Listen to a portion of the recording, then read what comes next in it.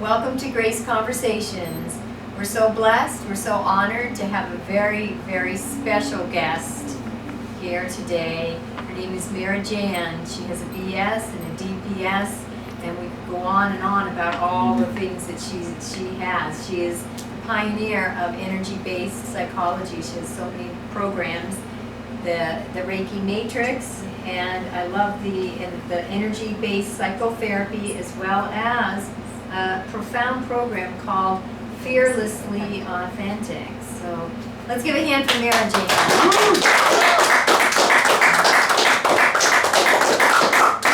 Meera, we were just talking how healing really, we really need to get into that emotional body to really clear the wounds that as human beings none of us really escape. And you have a profound system, years and years of research and college and classes that you've taught. And when we get into that emotional, and in this culture, we were talking, in our culture, it's really typical to teach us as a culture to, and probably other cultures as well, is to push away and to run away and to deny and to hide all those emotional hurts that come up. It's not really socially appropriate for us to express that emotion. And I'd love for you to share what you just were sharing about the emotional release, and there's a distinction there. You're right, Bonnie. We are living in a culture where we are taught generation after generation to push away how we feel. And it begins really early in childhood. In fact, a very famous humanistic psychologist you may have heard of by the name of Carl Rogers found that with his clients, one of the things that would come up is that they were not being honest with themselves. They couldn't be honest with themselves and how they really felt. And he did deeper research on this, and what he found was that it began in early childhood, because in early childhood, very young children are very eager to please their parents and their guardians and their teachers. And so, we will start to lie to ourselves in order to get approval.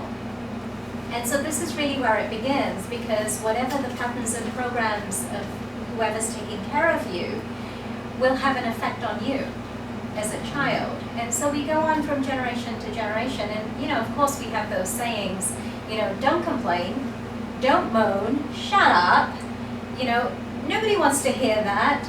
That happened last week, why are you still talking about it? And so we learn really early on that to display emotion, it's a sign of weakness, it's a sign of vulnerability, so we learn to push everything away. Now what happens is it doesn't go away. It just gets pushed deep down into the lower chakras. And then it shows up in our lives as blocks and dysfunctions. And so my own journey really has been to kind of say, well, so how do we go in? And I come across this all the time because people are so good at trying to overcome. Whatever it is, if I feel the fear, I feel it, but I'm going to overcome it. And so we've become a culture of trying to overcome, override. But what happens is the wounds are still there. They just get pushed deeper down. Part of my journey has been I was never good at hiding. I wore my emotions on my sleeve, as the saying goes. How I felt would show up all over my face. And, sometimes I was criticized for that because I was the odd child that never could, hide things. But it ended up being a gift, because what I learned was if I could sit with my emotions, if I could sit with my emotional body, if I could sit with my pain, my suffering, my woundedness, not in a way to throw myself a pity party, but in a way that would allow me to observe, the watcher inside of me would observe the part of me that was in pain and suffering, the part of me that was wounded. And as I did that, something pretty amazing would begin to happen. That part of me, the compassionate part of me would arise. and I would begin to give myself love. And as I gave myself love and compassion, because it's really, there's two parts of you. There's the part of you that is you with the compassion, and then there's the wounded part of you. But if you could watch the wounded part of you, and the other part could give it compassion, in that moment there's healing that starts to happen. Because you know what we say, love and compassion is the medicine for everything, for all woundedness.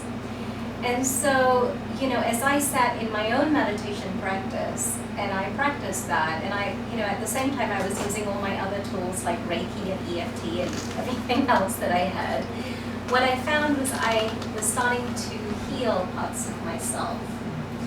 So a lot of what I have created, you know, with energy-based psychotherapy and with Fearlessly Authentic has come from experiencing my own healing. And that understanding of what woundedness looks like, you know, and instead of pushing it away and trying to cover up, you know, with alcohol or drugs or, you know, whatever the addictions are that people get into. Infinite. You know, going to parties and, you know, socializing, I mean, you know, watching TV, you know, overeating, all of those things, you know, are ways to really, you know, avoid the pain, avoid being with ourselves.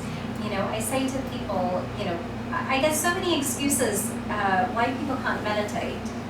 You know, if you put out a class on meditation, you guarantee people don't want to come to that.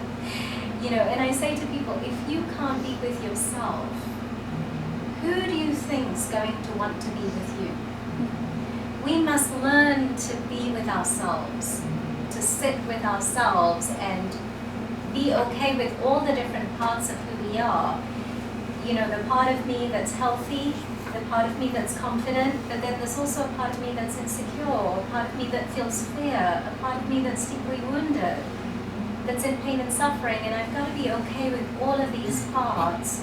And if I can do that, then I start to transmute the woundedness and, you know, change myself into a place of more healthfulness and wholeness. Yeah, thank you so much. That was so beautiful. Wow, Meera. Yeah, I remember it was probably about 10 years ago, I came up with an affirmation for myself. And I still have that affirmation, and I love it. It was, I am wide open, unstoppable love for all beings. And it inspired me, it fired me up. And it was just a couple years ago, I don't remember the exact circumstances, but a light bulb went off in my head. And I realized that I was not wide open, unstoppable love for myself. Like if we're to go in and be with ourselves fearlessly, and I love the fearlessly authentic because it does take courage to be authentic. It does take courage to be authentic because we go through life wanting to protect and defend and show only what, you know, we think will be accepted to the world. And I grew up in a family where if I would cry immediately, stop crying, you gotta be strong, you gotta get through. And part of that I'm grateful for because there was times in my life where I needed to just keep going even though times were really tough. However, I blocked off a huge part of myself and my emotion and my vulnerability and my woundedness and I suppressed a ton.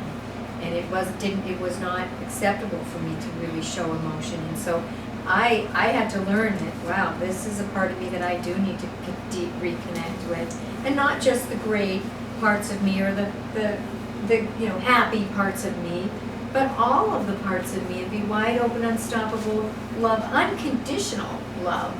Because we can be loving when someone's in a great mood or someone's, you know, being wonderful, but can we be loving when ugliness comes up? Or when fear comes up within ourselves or another person. And so that's exactly just right on, and that's where the healing begins. Right. I'll share a story. This is one of the stories of my own healing journey, in a way. And for many, many years I had an issue. And the issue was I didn't have a voice. No one heard me. That's how I felt. And I think a lot of people in our culture, a lot of women in particular, would identify with that issue. I don't have a voice, no one hears me. And you can imagine that an issue like that would create a lot of pain and suffering, because every situation that you've been in where you felt, I didn't get heard, I didn't have a voice, I wasn't able to speak up, somebody misunderstood me, would create some pain and suffering inside. So many years ago, I had an opportunity where my husband and daughter had gone to bed early.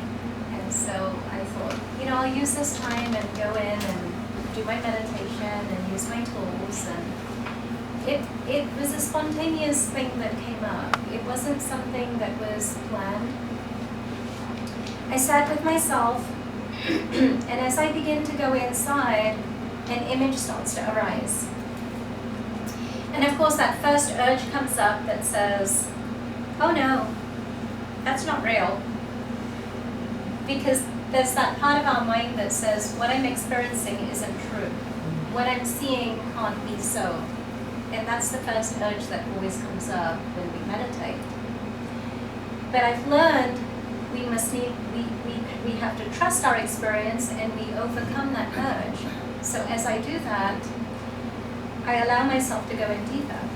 And now the image is coming up pretty clean and clear. And it's a part of my suffering that has come up. And that's where the second urge comes up that says, I'm out of here. I don't want to be here because this is painful. And I don't want to be in a painful situation.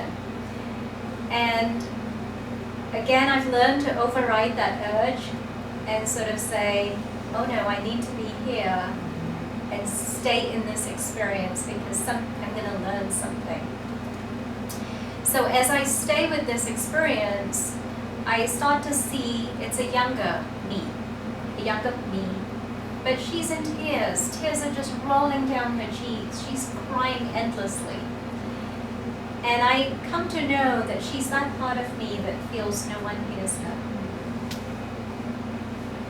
So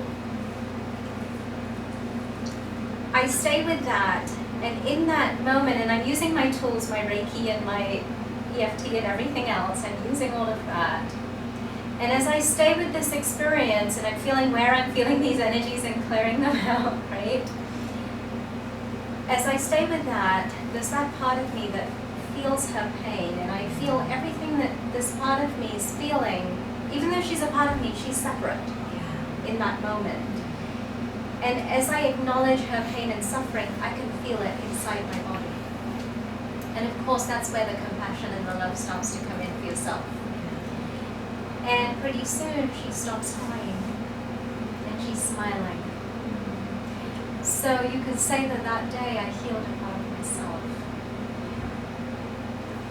And so I think a lot of it is just learning to sit with yourself and to acknowledge exactly what is going on inside of us. It's the complete opposite, I want to say, to what we are taught. What our culture teaches us, what our society teaches us. It's the absolute opposite. But when we can learn to do that and be really honest with ourselves, it's amazing what we can move through. Wow, thank you so much for sharing that story. I think it's something that everybody could get a huge benefit from, because meditation is such everyone has heard that word, and is, sit with yourself and just be with yourself for a little while. And what I think that doesn't get told, that a lot of people really surpass when we mention meditation, is exactly what you described. Is often, not always, sometimes the meditation's quite deep and quite profound and quite blissful, but what I've experienced is there's times when I'll sit and discomfort comes up. It's hard to put a word on it because it's different but it's like, okay, well, I don't want to sit here anymore. That's like the first thought. I don't want to sit here anymore. Where's the cell phone? Where's the phone? Where's the distraction? Who can I call? I've just got things to do, and we kind of want to run away from ourselves. And that's the untold story about meditation that so many people don't know. And that, if you can know that, like with your beautiful, profound story, where you have this, this deep part of you needed your attention, your unconditional, compassionate love. And if you had not been able to sit into that discomfort and sat through it, and that was several layers, you kept going deeper, and then there was a little more, and if that's profound. And then because you gave yourself that gift of just staying with the discomfort and just staying with it in the space of love, and then all that healing occurred. Well, thank you so much, Meera. We could go on for hours and hours. Thank you, Bonnie. You're so welcome. Yeah. Well, you have a beautiful, blessed day. Thank you all for being here. This is live, recorded live. We have a nice, beautiful crowd of beautiful, bright beings. So let's just give Meera a beautiful hand of applause.